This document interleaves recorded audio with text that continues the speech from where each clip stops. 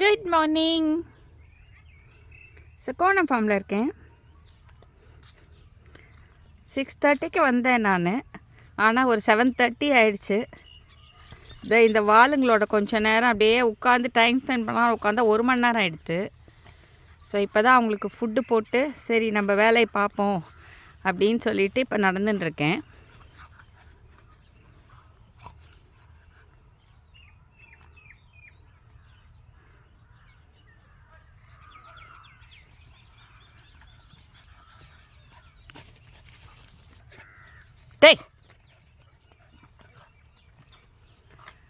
இந்த விளாம்பழம் மரம் வந்து நல்லா ப்ரூன் பண்ணி கீழெல்லாம் ப்ரூன் பண்ணி விட்டதில் நல்லா ஹைட்டாக வந்துருச்சு, டக்குன்னு எழும்பிருச்சு. இந்த கிளிரிசீடியாலாம் இப்போ தான் வெட்டி போட்டோம். திருப்பி பார்த்திங்கன்னா இந்த கிளிரிசீடியா சவுண்டல் எல்லாமே திருப்பி நல்லா வந்திருக்கு. இப்போ திருப்பி எங்கேயாவது புல் அடிக்கச்சா வெட்டி கீழே மல்ச் போடணும். ஆனால் ரொம்ப பனிக்காலமாக இருக்குது, பனி பயங்கரமாக இருக்குது. மழை வேறு அப்பப்போ பெய்யுறது. அதனால் இந்த வாரம் அடிச்சுட்டு போனால் திருப்பி ஒரு 4-5 நாள்லேயே திருப்பி எல்லாமே எழும்பிடுறது. வெயில் இருந்தால் கொஞ்சம் டைம் ஆகும், இப்போ அது இல்லை.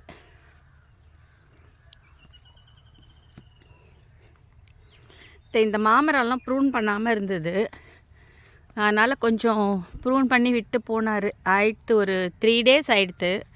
சரி இதெல்லாம் சரி பண்ணோன்னு நினச்சேன், பண்ணவே முடியல. வேறு ஏதோ வேலை வந்துட்டே இருக்குது. சரி இதெல்லாம் அப்படியே ஒரே அம்பாரமாக குமிஞ்சு இருக்குங்க. இந்த மரம்லாம் ப்ரூன்டு, ஏன்னா ஏற்கனவே இதில் எல்லாமே பெரிய பெரிய மரங்கள் எல்லாமே. ஸோ அதனால் உங்களுக்கு சுத்தமாக சூரிய வெளிச்சமே போகாது. ஸோ அதனால தான் ஃபுல்லாகவே ப்ரூன் பண்ணி விட்டோம். செகண்ட் இது பட்டம் வேறு இல்லை, இனிமேல் பூ பிடிக்க ஆரம்பிக்கும். அதனால் சரின்னு சொல்லிவிட்டு எல்லாத்தையும் பண்ணோம். இங்கே பார்த்திங்கன்னா எல்லா இடமும் மாந்தளிராக இருக்குது. இந்த இடம் வேறு இப்போ ப்ரஷ் கட் பண்ணணும்.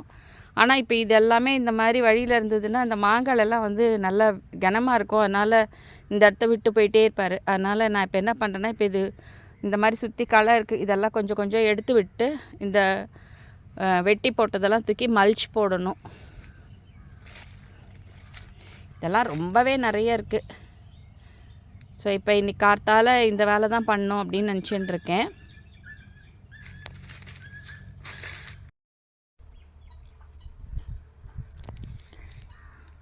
இந்த இடமெல்லாம் க்ளீன் பண்ணி மல்ச் போட ஆரம்பித்து இதோட இன்றைக்கி Day 3, இன்றைக்கி செகண்ட் ஹாஃபில் இருக்கேன். ஸோ நான் இப்போ என்ன பண்ணேன்னா, இந்த மரத்தடியில் மட்டும் பண்ணாமல் இங்கே வந்து நம்ம வந்து ஒரு மஞ்சள் பேட்ச் இருக்குது, சரி அதுலேயும் பண்ணிடலாம் அப்படின்னு. ஏன்னா அது லாஸ்ட்டில் கொஞ்சம் பண்ணியிருந்தேன், பட் ஃப்ரண்ட்டெல்லாம் வந்து பார்த்திங்கன்னா பண்ணல. ஏன்னா அவ்வளோ களை இல்லை, ஏன்னா இதில் மல்ச் போட்டு கொஞ்சம் களை ரொம்ப கம்மியாக இருந்ததுனால பண்ணல. சரி இப்போ எப்படியும் இந்த இடம் பண்ணணும், அப்படியே பண்ணச்சா இதையும் பண்ணிடலான்னு சொல்லிவிட்டு இப்போ இதை க்ளீன் பண்ணி ஃபுல்லாக அது அந்த மல்ச்செல்லாம் அந்த இது எடுத்து போட்டு வச்சுட்டேன். இப்போ இங்கே நடுவில் எல்லாம் கூட போட்டிருக்கேன் நான். நடுவில் மட்டை இருந்தது, அதெல்லாம் க்ளீன் பண்ணிட்டு திருப்பி மட்டையை தூக்கி போட்டு கொஞ்சம் நிறைய கேப்ஸ் இருக்கட்டில் மட்டும் அந்த மாமரத்தோட வேஸ்ட்டெல்லாம் இங்கே போட்டு வச்சுருக்கேன். அதே மாதிரி இந்த மரமெல்லாம் பண்ணியாச்சு.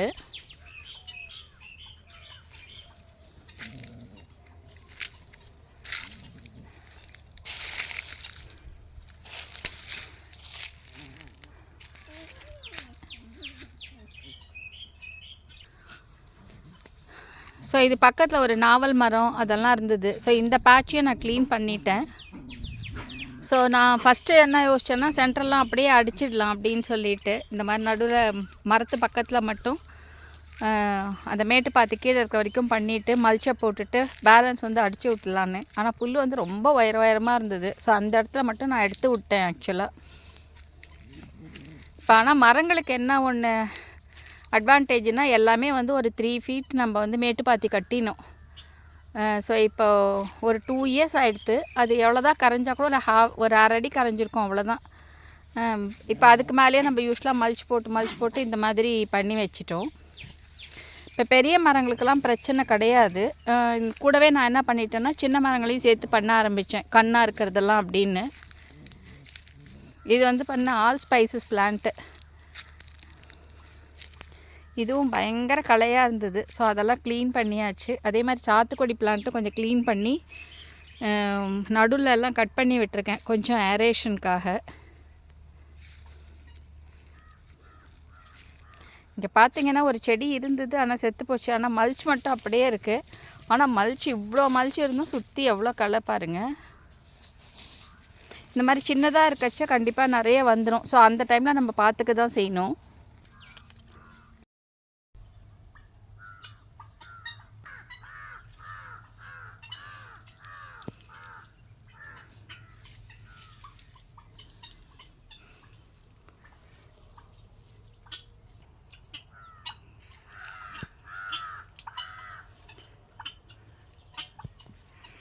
இந்த பெரிய மரங்கள்லாம் நம்ம என்ன பண்ணோம்னா லாஸ்ட் டைம் அந்த சீசன் முடிஞ்ச உடனே இதெல்லாம் அப்படியே கட் பண்ணி போட்டு மல்ச் போட்டிருக்கோம். நான் இந்த பர்டிகுலர் ட்ரீயில் வந்து பார்த்திங்கன்னா கொஞ்சம் செங்கல்லாம் வச்சுருக்கேன். இங்கே 2 இருந்தது தூக்கி வச்சேன். அதனால் பெருசாக இது கலைக்கலை.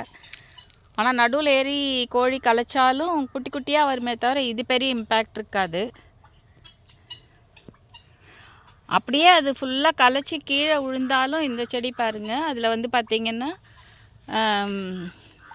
ரொம்ப கம்மி தான். இந்த மாதிரி பெரிய பெரிய புல்லெல்லாம் உயரமாலாம் வளராது. ஏன்னா இந்த மரம் பெருசு, அதனால் இதனோட நிழல் அடிக்கிறதுனால கீழ்ப்பக்கம் வந்து உங்களுக்கு வந்து இதுவாக தான் இருக்கும்.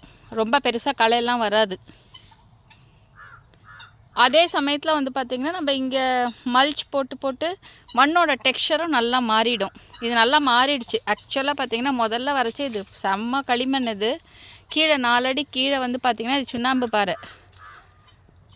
அப்போ ஒரு பெரிய கொஸ்டினே இருந்தது, இதெல்லாம் எப்படி எழும்பும் கீழே இருக்குது அப்படின்னு. ஆனால் இப்போ நல்லாவே வந்துருச்சு, மரமெல்லாம் வந்துருச்சு. ஃப்ரூட்டிங்கும் பிரச்சனை கிடையாது. இதெல்லாம் மண்ணெல்லாம் முன்னாடி எடுக்கவே முடியாது.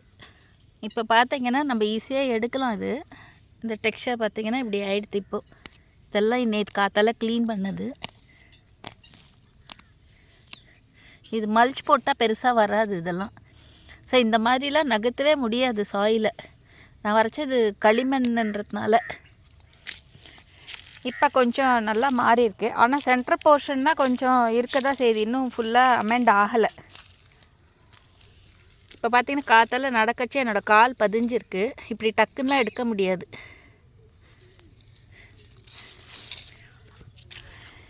அது பிகாஸ் வந்து நம்ம சொட்டு நீர் கொடுக்குறோம். அதே மாதிரி நம்ம ஃபஸ்ட்டு 1 இயர் வந்து எல்லா மரத்துக்கும் ஜீவாமிர்தம் கொடுத்தோம். அதுக்கப்புறமா இப்போ ஆஃப்டர் 1 இயர் நம்மளுக்கு சாணம் கோமியம்லாம் ரெகுலராக கிடைக்கிறதில்ல. அதனால் வந்து EM கரைசல், ஃப்ரூட் கன்காக்ஷன், பத்திலை கஷாயம், WDC அந்த மாதிரி கொடுத்துட்டுருக்கோம். ஸோ அதனால் வந்து சாயில் டெக்ஸ்சர் நல்லா மாறிடுச்சு. இன்னொன்று வந்து மல்ச் போட்டுக்கிட்டே இருக்கோம். அதேமாதிரி இந்த மாதிரி ப்ரூன் பண்ணச்ச மட்டும் என்ன பண்ணுவேன்னா ஃபுல்லாக எடுத்து க்ளீன் பண்ணுவேன். கொஞ்சம் க்ளீன் பண்ணி எவ்வளோ முடியுமோ, எல்லாத்தையெல்லாம் க்ளீன் பண்ண முடியாது. இங்கே 500+ ட்ரீஸ் இருக்குது, அவ்வளோலாம் முடியாது. எதெல்லாம் பாசிபிளோ அது வரைக்கும் க்ளீன் பண்ணிவிட்டு திருப்பி அந்த இந்த மாதிரி எடுத்து வச்சுருக்கேன், அதெல்லாம் தூக்கி இது அடியிலே போட்டு விட்ருவேன். ஸோ அப்போ வந்து உங்களுக்கு நல்ல ஹியூமஸ் க்ரியேட் ஆகும். ஹியூமஸ் வந்து ரொம்ப இம்பார்ட்டண்ட்டு. ஃபஸ்ட்டு வந்து நியூட்ரியன்ட் ரீட்டைன் பண்ணுறதுக்கு, நியூட்ரியன்ட் கொடுக்கறதுக்கு. அதே மாதிரி வந்து பார்த்திங்கன்னா வாட்டர் ரிட்டென்ஷனு, அந்த மாதிரி ஸோ மெனி பெனிஃபிட்ஸு. அது ஹியூமிக் ஆசிட்னு ஒன்று போட்டே நம்ம வந்து குயிக் ஆக்ஷன் மாதிரி அதை பண்ணின்னு இருக்கோம். ஆனால் இது வந்து நேச்சுரலாக இப்படி க்ரியேட் ஆகிறது. இந்த நடுவுலலாம் எப்படி இன்னும் கொஞ்சம் அமெண்ட் ஆகணும் அப்படின்னா இது எப்படி நடக்கும்னா, நம்ம புல் அடிக்க ப்ரெஷ் கட்டரில் அடிக்க நம்ம எதுவும் பண்ணுறதில்ல, எடுக்கிறதில்ல. அது அப்படியே அமைங்கி அந்த இடமும் உங்களுக்கு இன்னும் கொஞ்ச நாள் இவென்ச்சுவலி நல்லா பொலன்னு ஆகிடும்.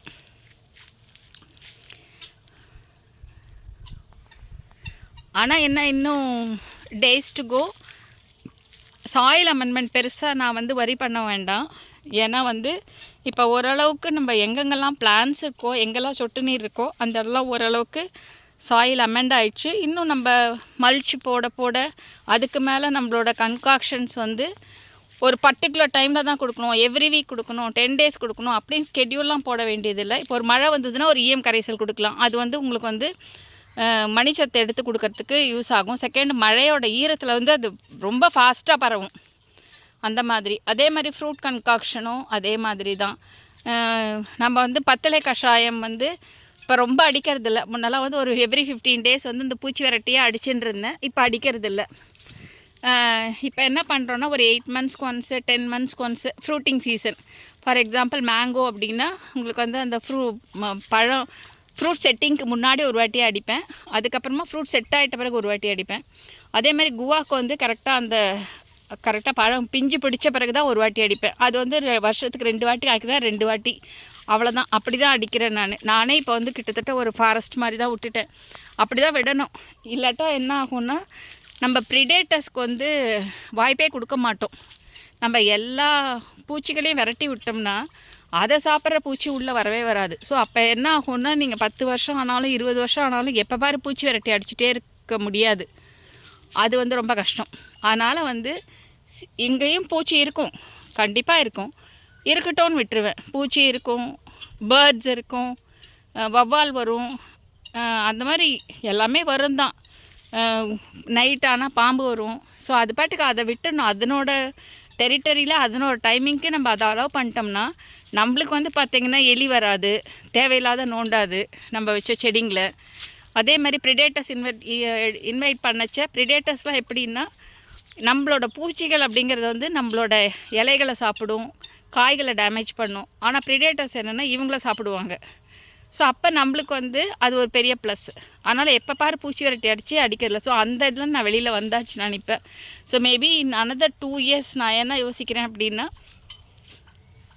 வெயில் காலத்தில் வந்து பார்த்திங்கன்னா நிறைய தண்ணி விடச்ச எப்பயாவது கோடை மழை பெஞ்சிதுன்னா அப்போ நிறைய விடலாம் இந்த மாதிரி நியூட்ரியன்ஸ்லாம். ஏன்னா அது வந்து வேகமாக பரவும்.